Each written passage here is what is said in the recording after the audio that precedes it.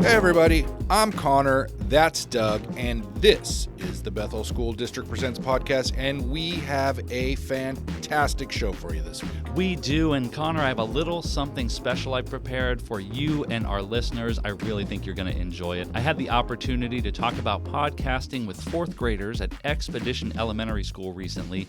They're going to be creating their own podcast with the help of their amazing teacher librarian, Geraldine Gerhardstein, and I want to thank her for the opportunity to share what I know and what we've learned from our years as professional podcasters. And as part of the class, I actually set up a podcast station and had them put the headphones on and tell us what they want to be when they grow up. Well, that sounds pretty fun, and I bet they took to it immediately. We got any future Doug and Connors in there? Oh boy, I hope not. We need these jobs. Actually, there's a little bit of a learning curve, as you know, putting the headphones on and hearing your voice in a way that you haven't really heard it before. That was definitely a hurdle for some of the students. We got lots of comments like, is that what I sound like? Yeah, that is a tough one to get over. I admit it took me a good season before I fully got over that. It can be. It definitely led to some fun audio. So here is a minute of fun with some fourth graders at Expedition Elementary. Hi. Oh my god, I sound so funky. I want to join the military. I want to be president of America. Hi, my name is Shaylee, and I want to be an artist when I grow up. Hi, my name is Yelena, and I want to be a doctor. Hi, my name is Scarlett, and I want to be an artist. My name is Martin, and I want to be a pilot. Hi, my name is Maya, and I want to be a surgeon.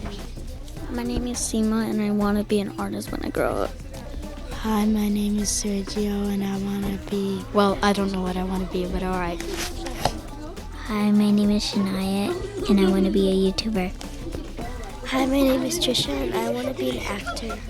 Hi, I'm David, and my favorite color is blue, and I want to be a soccer player. Hi, my name is Nikki, and I want to be a teacher when I grow up. Hello, my name is Peyton, and when I grow up, I want to be a YouTuber. Is that actually what I sound like? When I grow up, I want to be a podcaster.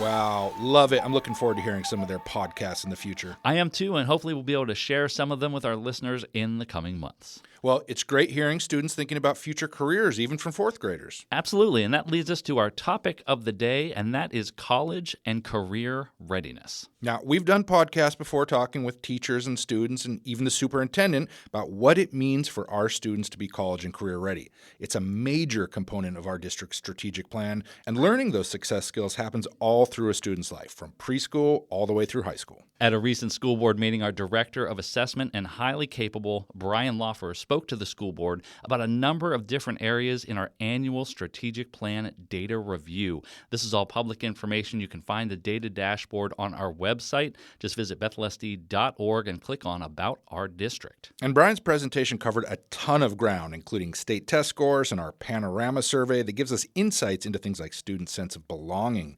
He presented areas of success and areas of growth for the district. And one cool thing Brian always does is dig down into the data that makes up the data. For example, talking about that sense of belonging you mentioned in students, Brian found areas that needed some work. The panorama data allows us to dig in a little bit deeper. And when we did that in elementary, we actually found some more nuanced information, particularly that when we looked at connections of students with adults, that actually was pretty high in the sense of belonging category.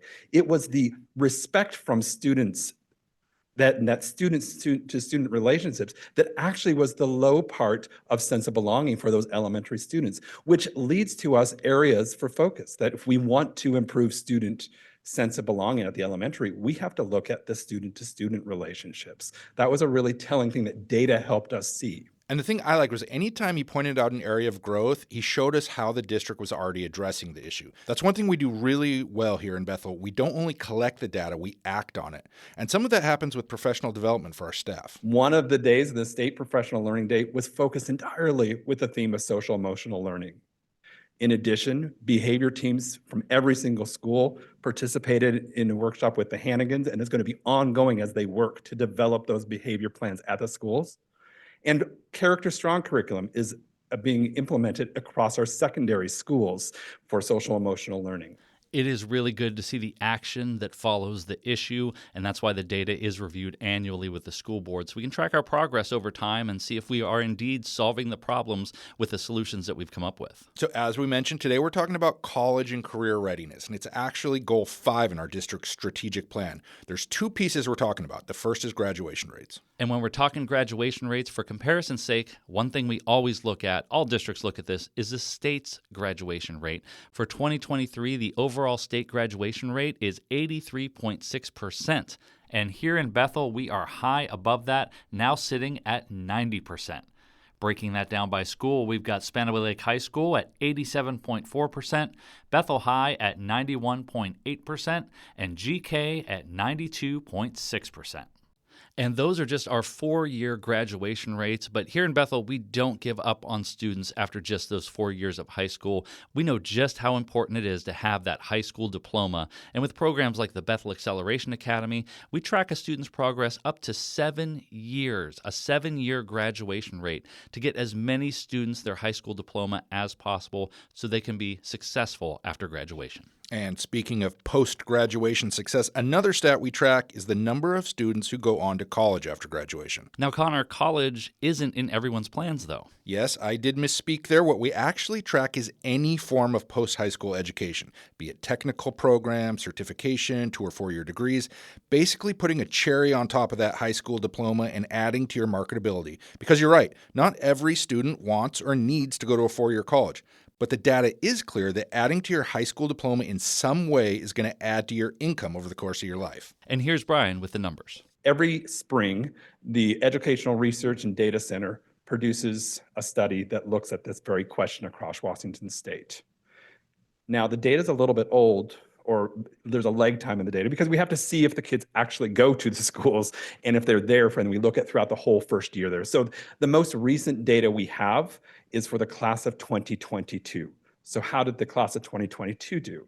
Well, in our district, 42% of that graduating class were enrolled in some post-secondary education after Bethel School District. And diving a little deeper into that 42%, about half of the students were in 2-year or career and technical schools and half in 4-year schools. Looking at the data over time, we were higher before COVID, then we hit a low of 40% during COVID, and now we're building back up.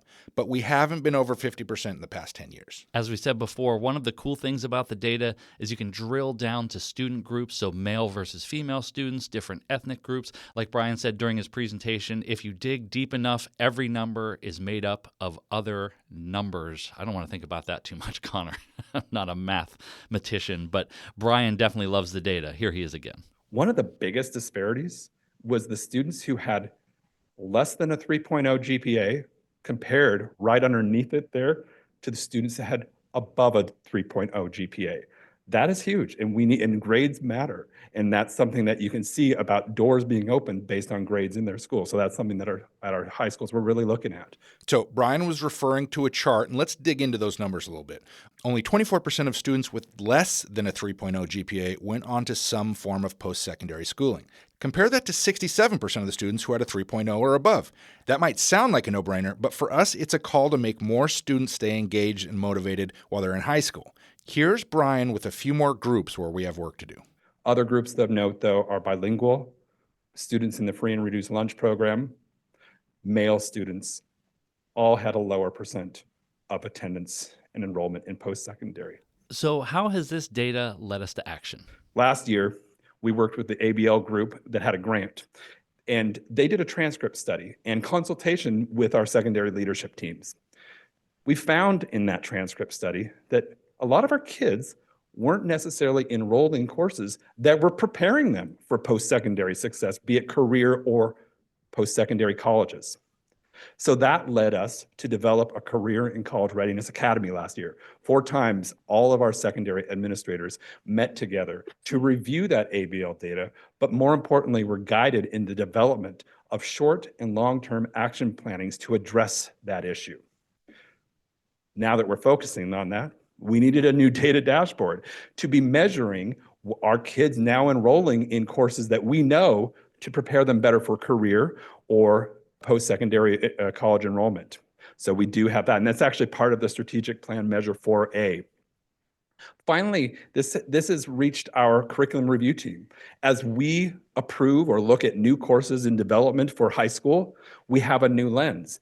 And we ask ourselves as a curriculum review team, how does that help students be prepared for career after high school or be prepared for post-secondary enrollment in schooling?